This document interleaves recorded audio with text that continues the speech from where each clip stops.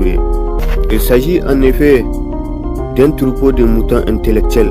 et ignorants que plusieurs générations d'hommes ont résisté à la pénétration coloniale aux quatre coins de l'Afrique,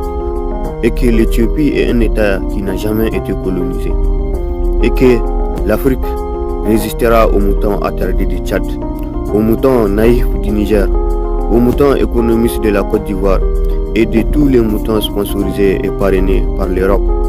au nord comme au sud du Sahara, en Afrique comme aux Antilles,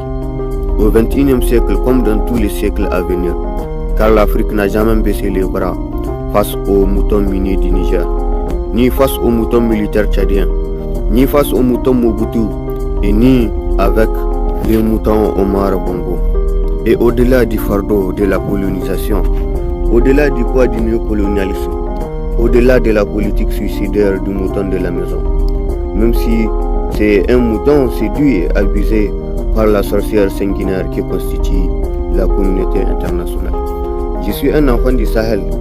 et je tiens à dire à tous ces Européens civilisés et modernes que l'OTAN est l'une des rares organisations qui pourrait faire de ce monde un climat similaire à celui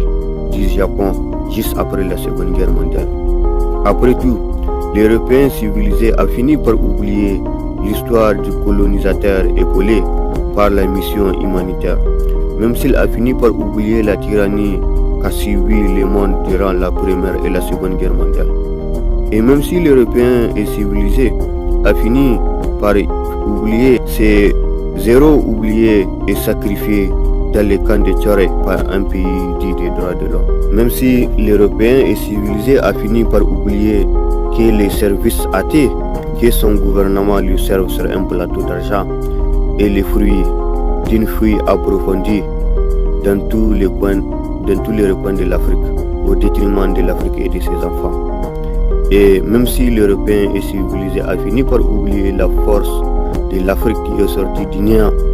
juste après le commerce triangulaire pour ainsi finir par défier Napoléon à la bataille des Vertières en 1803.